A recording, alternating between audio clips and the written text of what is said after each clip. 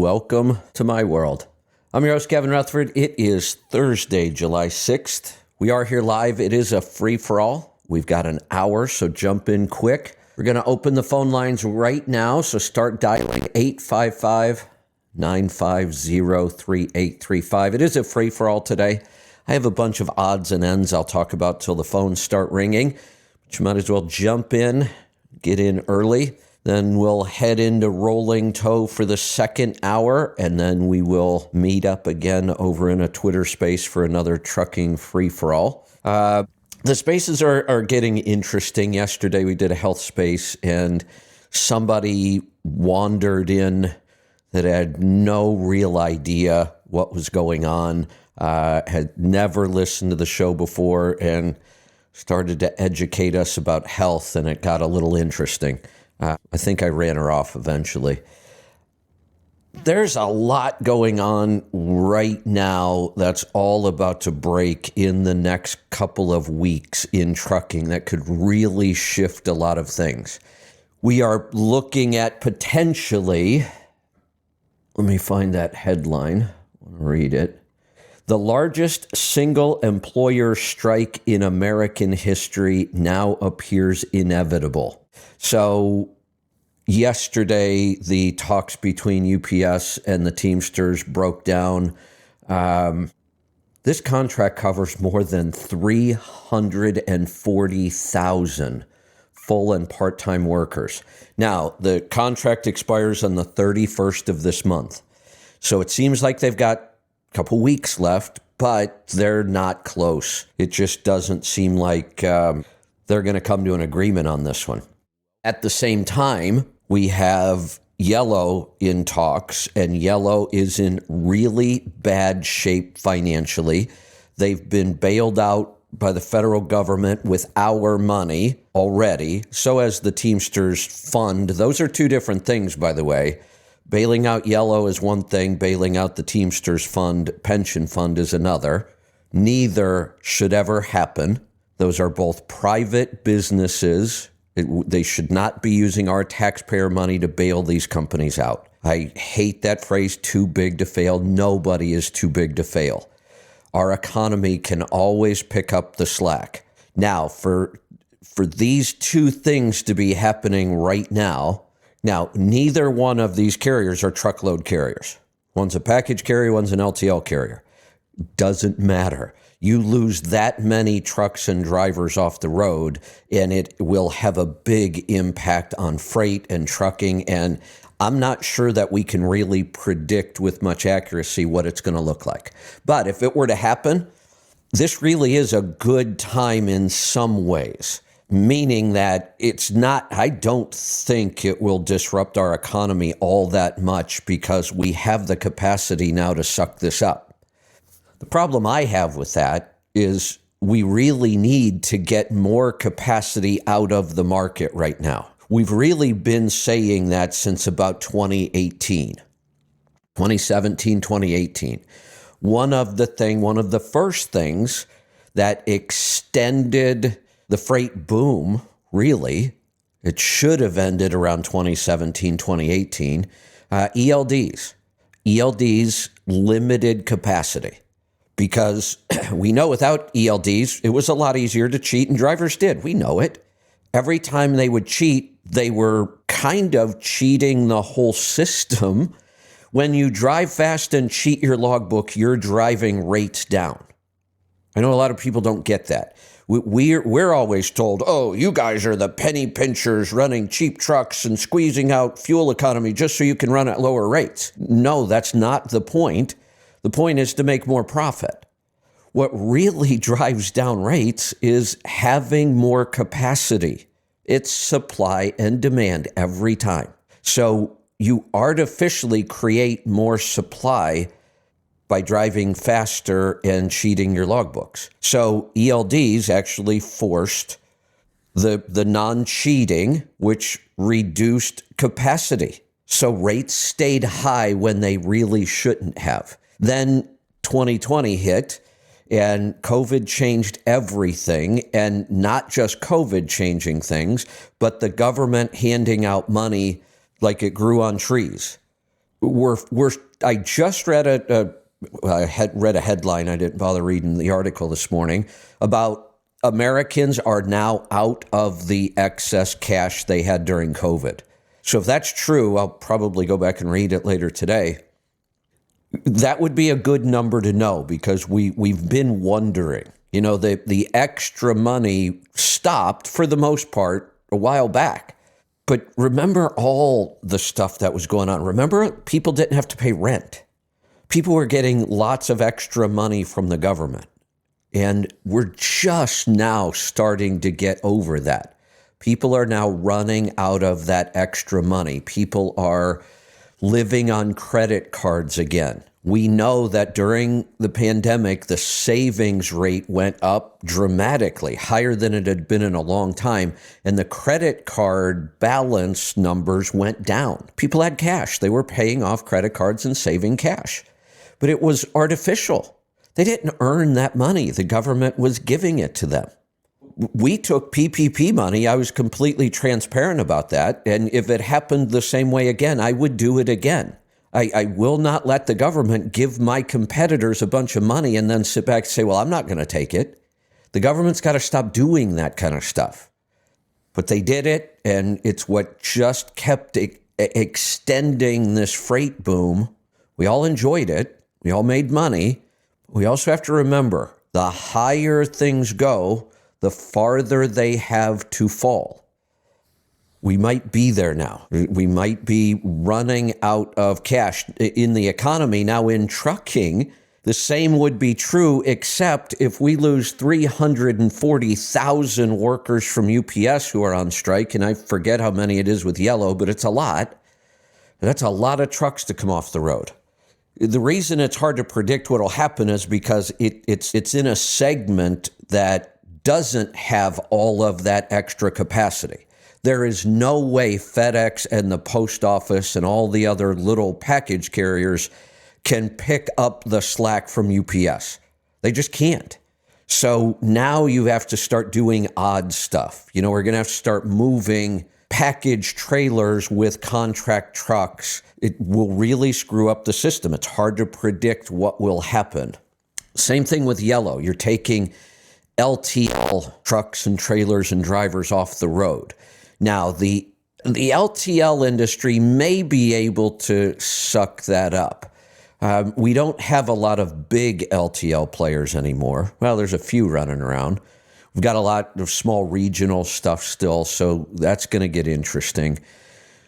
Always, though, you shift this much freight around and take this many trucks and drivers off the road, it should, and I don't think this is a good thing, but some people will, it will keep a lot of trucks on the road that really should get washed out of the equation. So we'll have to see. Could be really interesting. We should know within a couple weeks. I've been talking about this topic many times. I'm going to keep talking about it because we haven't really hit the bottom of the freight recession yet, I don't believe. I think we're close. But there's another factor in that. Even if we say this is the bottom, how long is the bottom going to last? Because there are a lot of people that are hanging on by their fingernails right now, and they can't last much longer. But if rates come back up, that will keep some people in the industry, and you have to watch out for this. Former mail contractor says he and others owed thousands in back pay. This was actually an Oregon company, Ameritrans Express. You know, I wish we could get better nomenclature, wording. It says a former driver for Ameritrans Express, a contract delivery company that delivers mail for the U.S. Postal Service, says he's owed more than $15,000 in back wages, overtime, and mileage reimbursement. But later on, is this still the same person? I don't know if they named him. Yeah, they do. Dustin Paxson, 41, worked for Ameritrans for nearly 2 years. Now, they called him a driver. They said back wages, overtime. But then it says, besides being owed 6 weeks' pay, Paxson says he racked up thousands of dollars in credit card debt and fees to pay his living expenses and buy fuel for his truck. So this might be, and I'm not familiar with this setup, this might be a two-check system. And if that's the case, then the wording is correct. He could be both an employee driver and an independent contractor at the same time. That's the two-check system. I've talked about it in the past. This is one of the ways to get around AB5 type laws. It's not a good one, in my opinion. It's overly complicated, and many people who own trucks didn't invest a bunch of money and start a business to then become an employee again. But that may be what's going on here. This gets worse, though. I should have made some notes. Where did I see this? There were some pretty big numbers in here. Some of these contractors let this company get months behind. Where was that? Well, here, I worked 14-hour shifts 6 days a week and leveraged all of my credit cards to the brink, paying everything out of my own pocket just so I could do my job during that time. Some male subcontractors are owed 4 months' pay.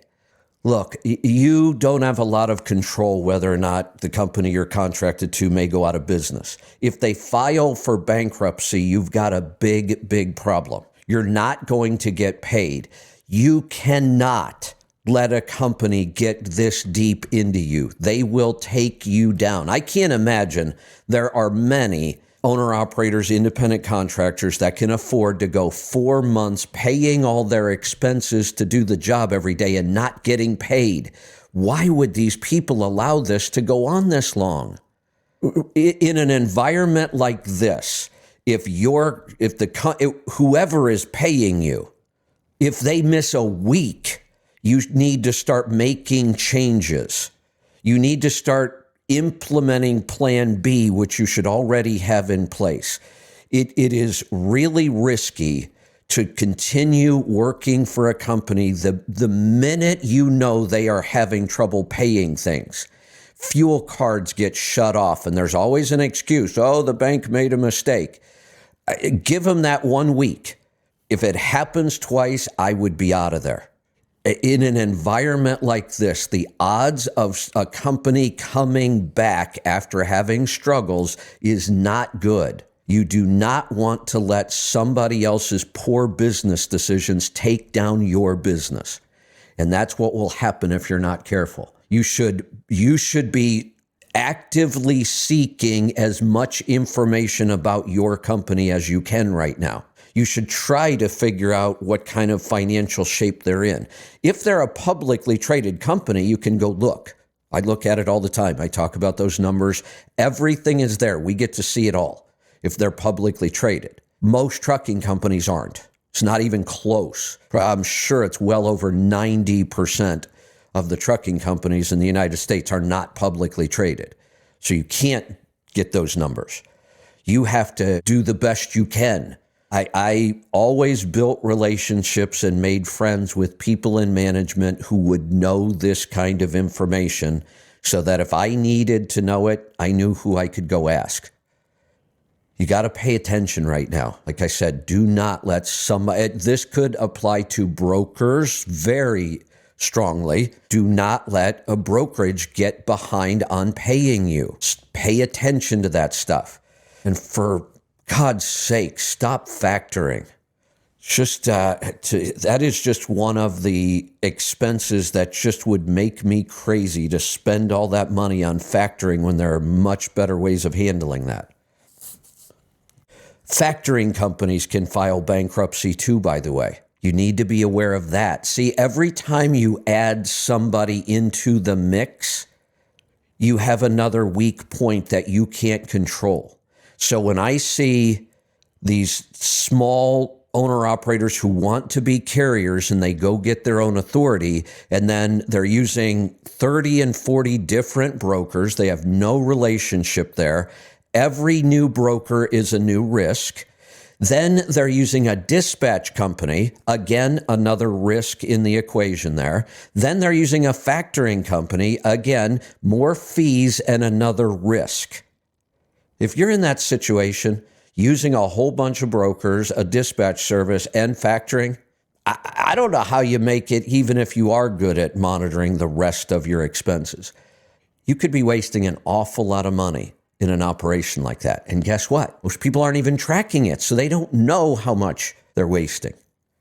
Keep an eye on anybody. Now, here's another way to think of this that owner-operators don't.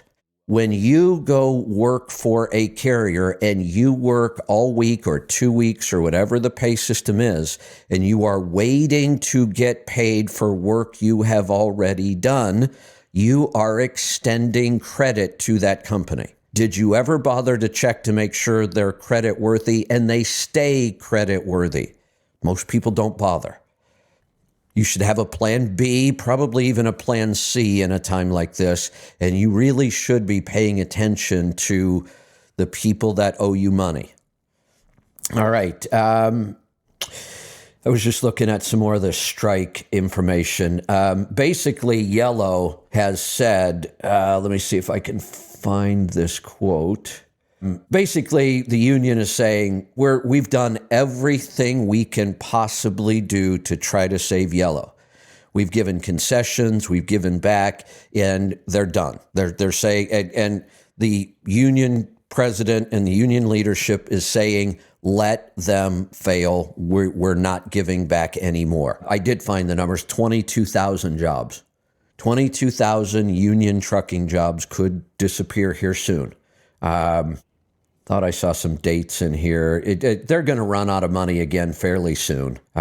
So a lot of stuff that could break in the next couple of weeks around trucking, and a lot of things could change. So we will certainly keep an eye on all of that. What else did I have up here? Interesting. In our space, was it yesterday? I think it might have been. Yeah, it was. We got talking about the whole population conundrum. Do we have too many people on the planet or not enough? There's lots and lots of groups saying the planet can't survive. There's too many people, blah, blah, blah. They've been saying that for decades. Except along comes Peter Zeihan, which I'm still not sure what I think of this guy. And he writes a really compelling argument about how there's not enough people to continue our world economy. And that that world economy is going to start to fall apart, and we won't be doing a whole bunch of worldwide shipping because piracy may come back and it won't be safe. They're just going to start stealing ships out of the ocean. Well, ever since I read that book, I keep noticing headlines like this that I probably would have just ignored before. U.S. Navy stops Iran from seizing 2 oil tankers in the Gulf of Oman. That's what we're talking about, piracy. The U.S. is stopping that from happening. But according to Peter Zeihan in the book, The End of the World is Just the Beginning, the U.S. is not going to be able to continue doing that. I was never really sure why not, but I guess it's because, I don't know, we won't have enough people. And we're seeing some of these signs now, even in a slow economy, a really slow economy, we're still trying to find enough workers. That's odd. We've talked about stagflation in the 70s and early 80s, and that's when I was getting out of high school. There were no jobs. It was very different than today. There were no jobs, and there weren't all these other independent contractor opportunities where I could just grab an app and start working within a day. I could grab 2 or 3 apps. There's nothing to stop me from being an Uber driver, an Instacart delivery, a DoorDash. I can do multiples. And yet, for some reason, we can't find enough people.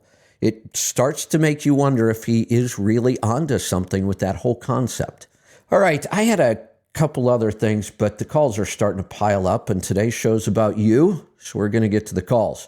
Let's go to Texas. Paul, welcome to the program. Howdy. What's on your mind today? Couple of things.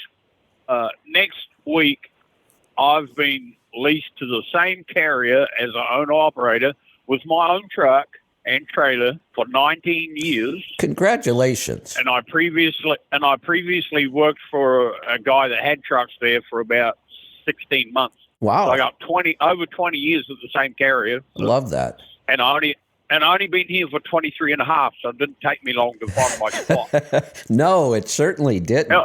That's awesome. So, but when I first started with them, my bookkeeper, she'd call me, I got your settlement today, your net was this, your fuel was this, blah, blah, blah.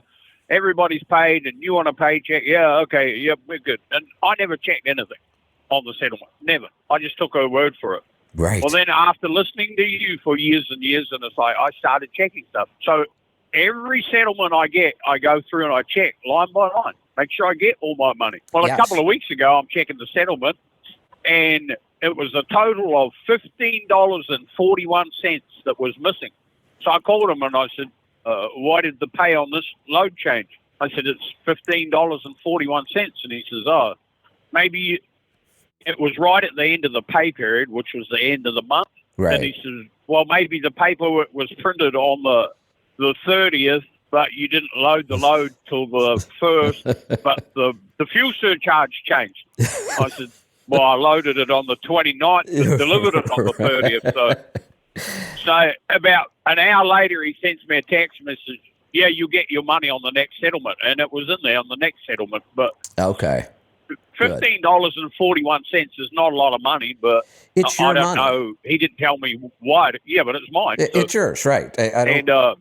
And here's the other thing to think of. If they made a $15 mistake, they could make a $150 mistake just as easy. Yeah, or a $1,500 Exactly. mistake. So, right. Yeah. So in the early years, I'm not going back to check now, but Right. I may have lost some money and I didn't even know about it. But I'll thanks tell to you, I checked my numbers. So.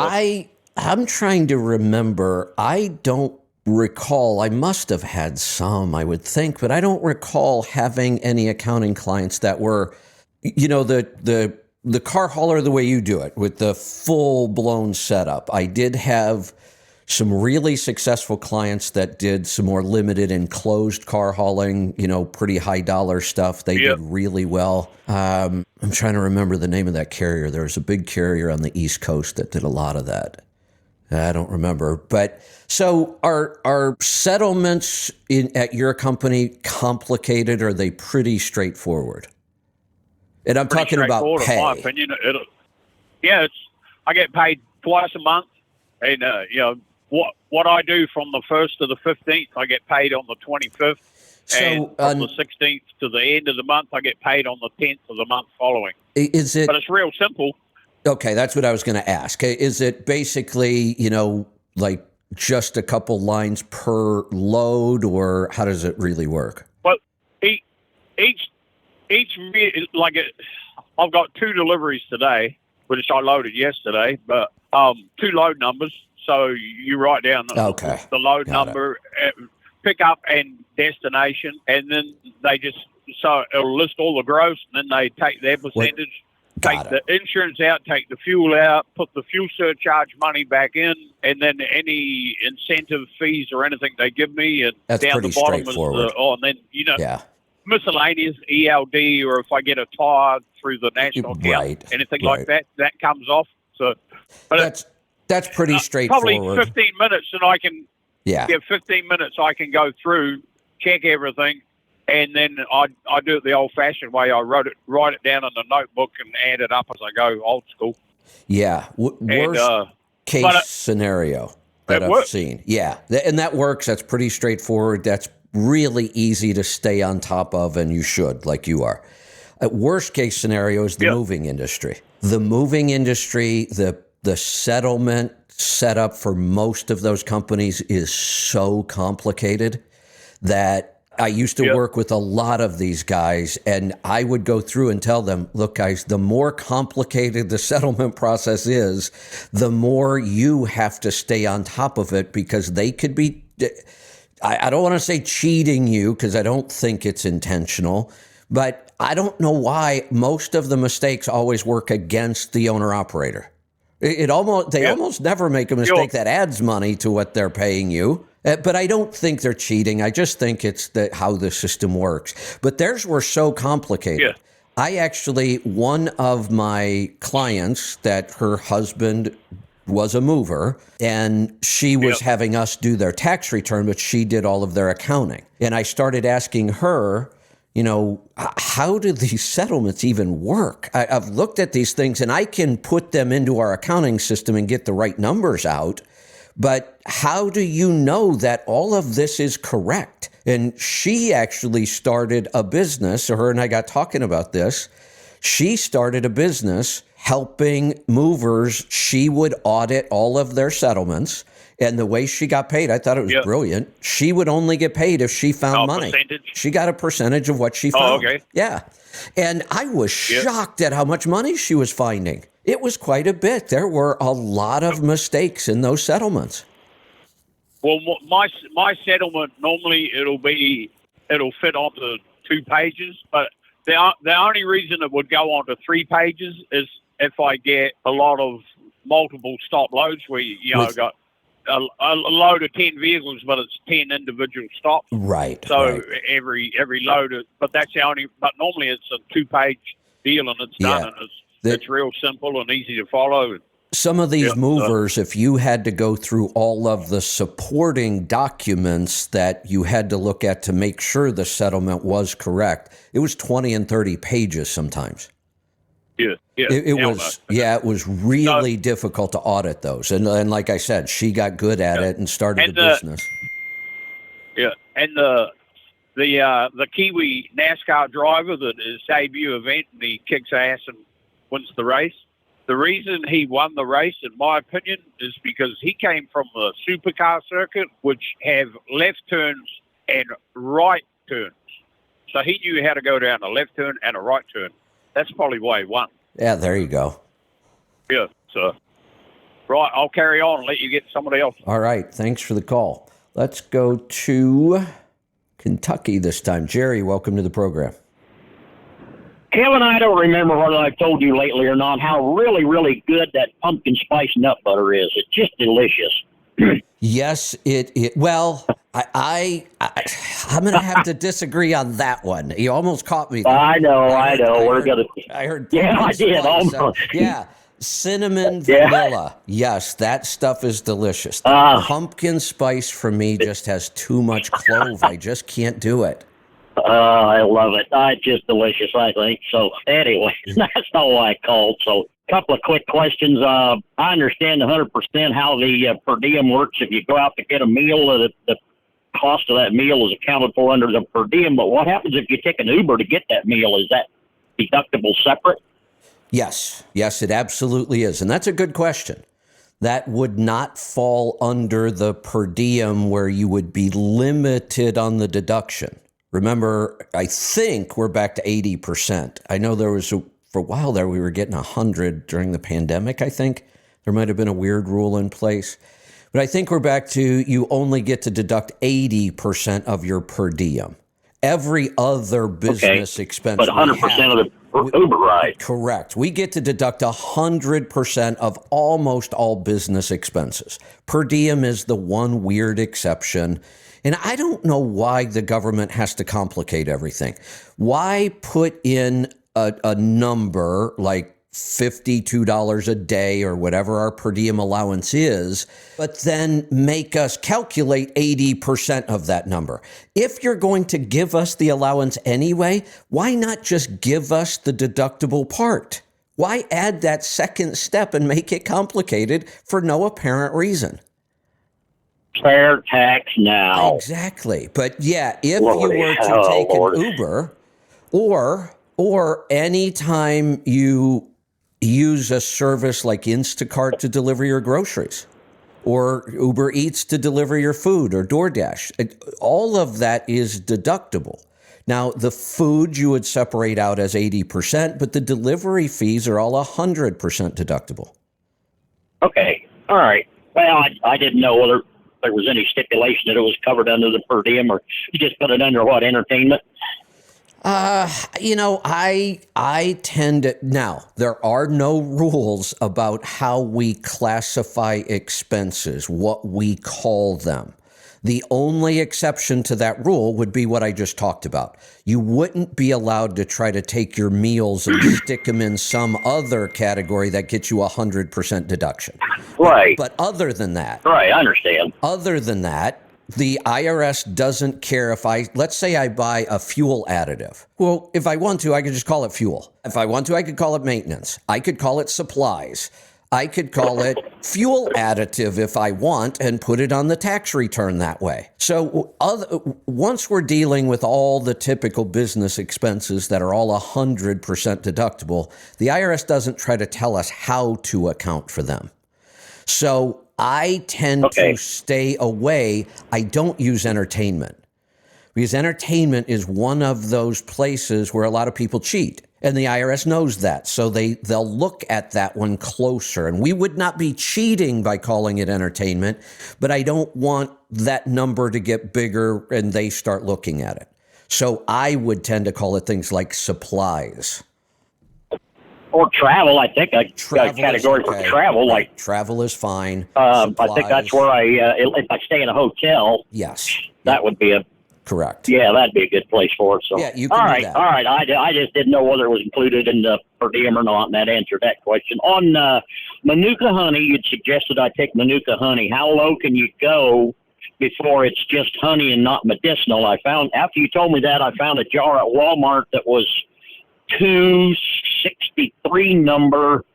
Is that high enough to have any value at all, or I think that scale goes to 500. There's a couple of different scales, and it confuses this issue more than we need to. But I think that particular scale might go to 500.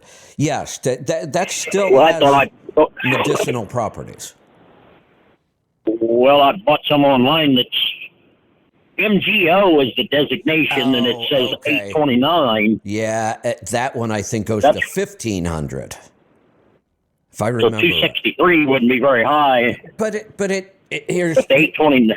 Here's the thing: it still has those factors in there. So if we're trying to use this maybe as daily maintenance kind of stuff, then maybe we don't want the really potent stuff. And I'm sure this was a lot less expensive. I mean, it seems to me like, hell yes. The higher you go on that scale, the higher the price gets. And it can get pretty outrageous, when you start paying $30 and $40 an ounce for some of that stuff. So I think if it's more for just daily kind of maintenance, this is a good number. Okay. Well, I didn't know what the scale was. I saw the 263 at Walmart, and then I did get some online that was 829. There's another scale that's much, much lower. We talk about numbers that are like 15 and 20 and 22. It's just like trying to measure something with the American system and the metric system. You're coming up with two totally different numbers, but in essence, you're measuring the same thing. Well, here's I just picked up my jar that I got, the 829. Okay, they've got two designations on here. They got 20 plus UMF, and then right beside it says MGO 829 plus. So hell, I'm not smart enough to know what I'm looking at. Right. The first number was what I was just talking about. You're going to see much lower numbers like in that 15, 20, 30 range. You get above 20 on that scale, and it's pretty good stuff. This is one company that actually uses both scales on the same product. I haven't seen that very often. Yes. Well, it's, I don't know, just one I found online that, is certified UMF Manuka honey.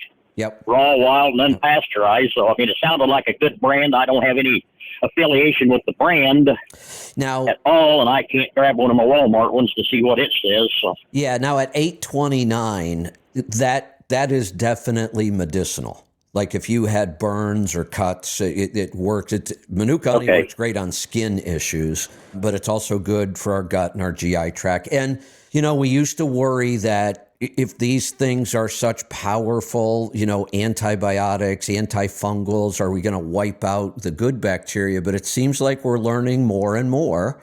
There are definitely things we can take that target bad bacteria and leave the good bacteria alone. We just had a show yesterday. We talked about it, silver. Silver, I used to be really careful about silver. I used to tell people, no, don't do it. I was too worried that it was too powerful. We didn't know enough about it.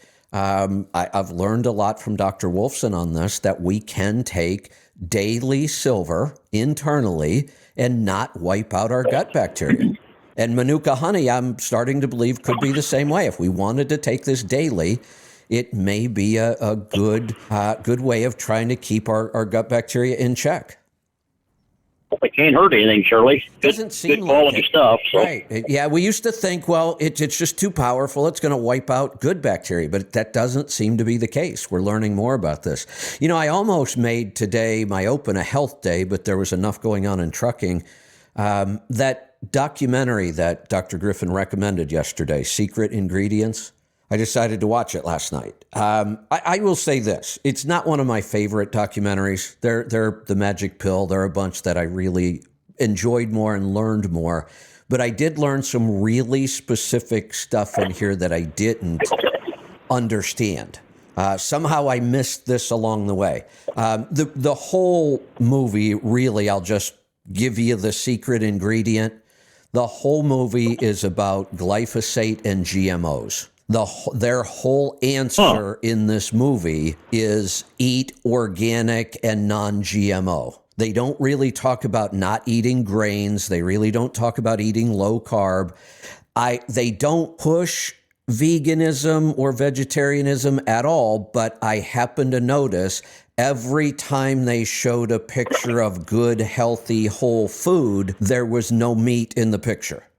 It was always a whole bunch of vegetables, which I kind of get because the glyphosate GMO issue is more of a vegetable issue, although we do have GMO salmon now. So you've got to be careful. Oh, Lordy. Oh, yeah. That's unbelievable. Now, there was some good news about GMO salmon. There was a big facility being built in Ohio that was going to crank out a whole bunch of these. You know, one of the things they modified in the salmon, they grow. I have no idea. They grow to mature weight in half the time of a natural salmon. A natural salmon is 36 months to market weight. These do it in 18. Oh, my. Something's just wrong with like that. Like genetic modification? Yes, they spliced genes in from some sort of eel that grows really fast. Huh. We should I don't know why stop. they can't just let nature have its way. Exactly. We should stop doing this. This is a really, really bad idea. They did focus more on the glyphosate issue. And I didn't even really know or understand this. We talk about glyphosate all the time. That's Monsanto's product. But Dow makes a product like this. Bayer makes a product like this. I think there were 5 big chemical companies, I can't remember the others, that all make a product like Roundup. And then they make the plants and the seeds that are Roundup ready. So your soy plants, your corn plants, you can saturate them with Roundup all season long to kill weeds, and it doesn't affect the plant. Now, here's what I learned that I didn't understand.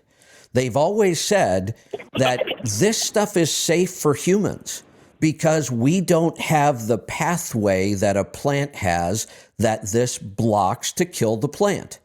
So they kind of claimed it was inert in the human body. It just doesn't do anything. Well, they were wrong.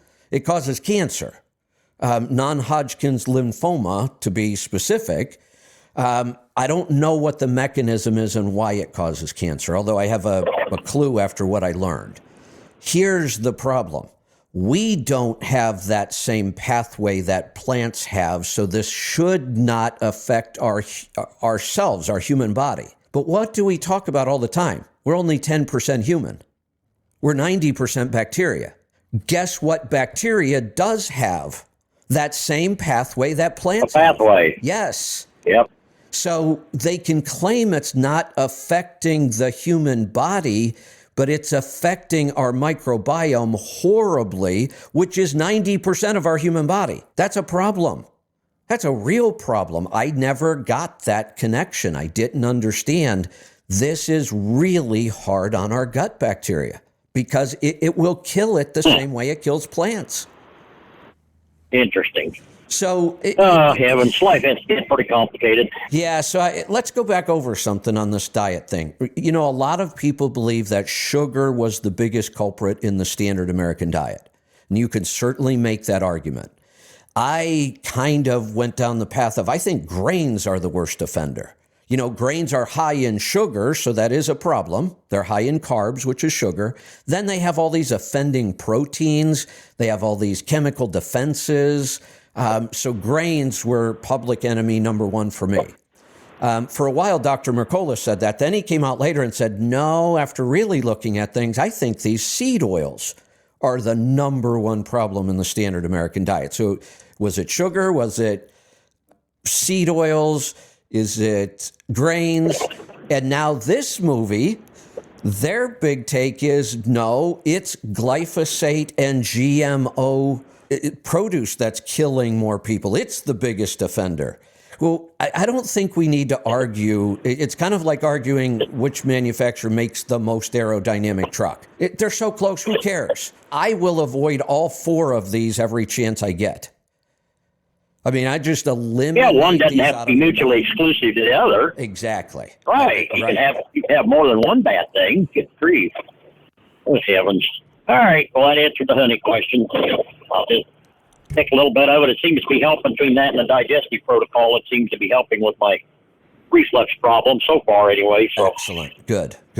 Keep it all up. Right. One quick commentary on the Twitter space from my perspective. This is strictly my perspective, but I know we talked about this a couple of weeks ago when I was first trying to listen to it, and the only way I can listen to it live is through my phone, and I understand that. Now, here's my take on it, and I will admit that this is my problem, not anybody else's, but I am fairly hard of hearing.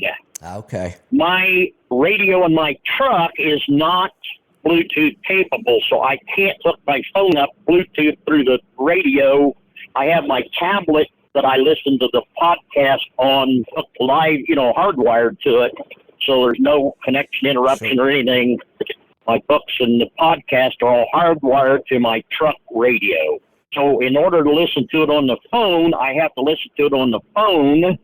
My speaker on the phone is not loud enough for me to hear over the truck radio, so then I have to use the Bluetooth, and riding down the road for an hour with that stupid Bluetooth in my ear just drives me nuts. Right. Furthermore, the audio quality for me listening to it on the radio, it sounds like you are standing in front of a microphone and you keep turning your head away from the microphone. It keeps fading in and out for some reason. You're very, very lispy. I don't know any other word to explain it, is lispy. And then for me being hard of hearing, the background noise of multiple speakers and multiple speakers with background noise, it just makes it absolutely unlistenable for me. All of those are absolutely legitimate. No doubt. And I think about those and how can we improve those. I have a couple ideas for you, maybe. And then, we're trying to solve this for everybody. And again, the Twitter space improved sound quality for the participants and made mine worse. And you are correct. All I am using to do that space is my phone. It's just on speakerphone sitting, on the desk in front of me. So you're right. If I start moving my head around too much, I could see how that could affect it. When I do this show, I'm either standing right in front of a mic on a boom, and I know I have to stay close to this mic because it's noise canceling, or if I want to wander around, I put on my broadcast headset, and then no matter what I do with my head, the mic stays in the same position. I'm trying to work out technology where my phone will accept a better quality mic, and it doesn't seem to be improving the sound nearly as much as I think it should. So I can't figure out why not. So here's two potential solutions for you. You said your truck radio does not have Bluetooth, but does it have a physical connection anywhere for what's called aux-in, AUX-in? It does, and that's the one I have my tablet into. Now, when you first started just a throw in another peripheral issue. When you first started your podcast, I did not know that it would be available on my tablet or not. When you first started it back to this Audio Road. So I, with great effort, finally got my cellular provider to figure out how I can hook a cord into my phone, and then I can hook that audio jack in.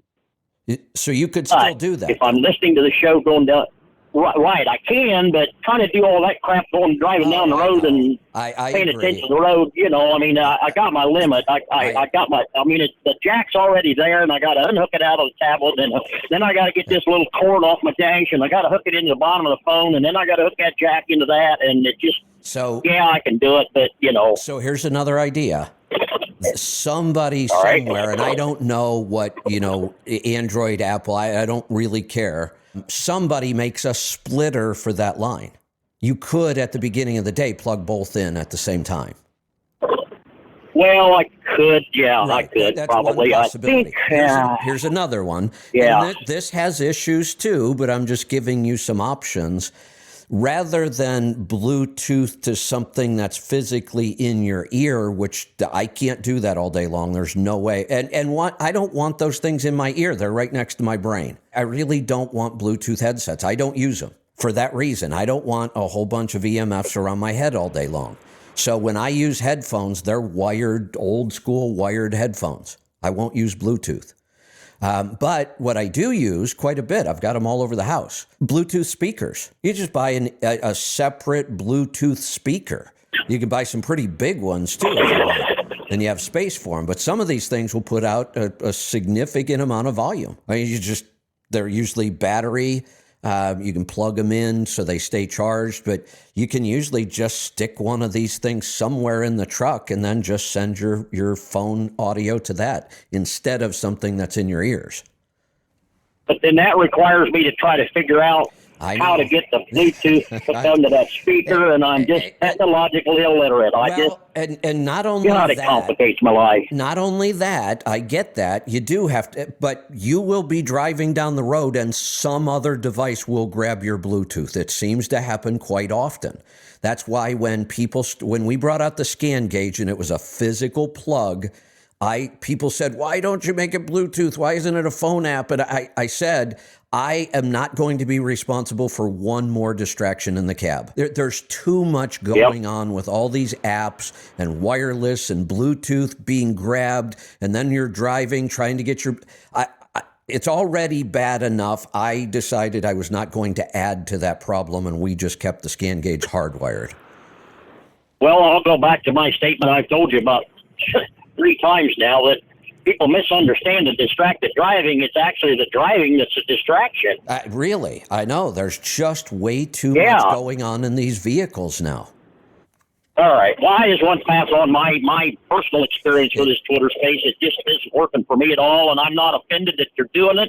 I understand 100% why you're doing it, and it's probably beneficial for the overall business model, but it just doesn't work for me. And everything you said is absolutely legitimate, and we're trying to improve all of it. Well, I hope you never doubted what it was legitimate. Good grief. All right. All right, got to grab the final call here for the day. Tom, you get the last word. What's on your mind today? Yeah, shoot. It's already been an hour. Are you just doing an hour today? Yes. Then on Thursdays, we do an hour free-for-all. Then I believe Mike might be doing Rolling Toe by himself today. And then we come back at 10 for a Twitter space. You are going to do a space today. Okay, I'm going to try your space on the on the Let's Truck app. I missed it yesterday. Well, no, you didn't. You might have, but it wasn't necessarily your fault. I forgot to hit the button yesterday. I did not broadcast the space live, and I also did not. It's the same button to broadcast it live also triggers the recording, so I didn't get either one. Luckily, I remembered to hit the record button on Twitter, so then I created a whole bunch of work for Aaron because Aaron has to go back. You can't download the recording from Twitter. You have to email them and request that they send you a copy of it. And it takes a couple days. So Lord. Aaron came up with the workaround when I screw things up. He goes into Twitter and plays the whole recording and captures it with a recording program. So when I make a mistake, I create a couple extra hours work for Aaron, but I think he handled it for me. So it was not live yesterday, but the recording should be up on the app at some point. Okay, cool. So the glyphosate, corn oil, sugar, grains. Don't forget the high fructose corn syrup, and but all those are sort of like that'd be like sleeping with the hottest chick on The View. You know what I mean? You really don't want any of them. That's a good analogy. I love that one. I might steal that one from you. Right? Sure. And then I was going to talk about yellow, but real quick. So I'm a company driver, W-2. I get 56 cents a mile, and 10% of it they take out as per diem. And I know they're not supposed to do that. Isn't that right? Wait a minute. Wait. So you got when everybody right. says this wrong. They don't take out per diem. That's just an well, incorrect they take statement. 10%. So I get paid. Everything. I get well. Here, let me. Okay, on the statement it says, I get paid on all miles. So I get 46 cents on all miles that they tax, and then the 10% or the 10 cents a mile. They say is per diem, but they don't tax that 10 cents a mile, not 10%. 10 cents a mile. They're not taking it out, and people always say no, that. No, they call it per diem. Right, words are important, and it helps us understand. They're adding that's okay. That's weird. Yeah. They're adding it to your check. They're not taking it away. It's so Right. But here's why it gets confusing. I see what you're saying, right. What they do is say we're going to pay you 56 cents a mile. 46 cents of it is going to be taxed, and 10 cents of it will be per diem and not taxed. That is completely acceptable. The only thing the company... On a W-2 employee. Yes, it is completely acceptable. This is how... So when I pay my taxes... So we have to go back to Trump's tax law change, which I claimed was one of the best ever. It really was. For small business, it was awesome. But... the drivers kind of got screwed, employee drivers, because they took away the ability to deduct the per diem.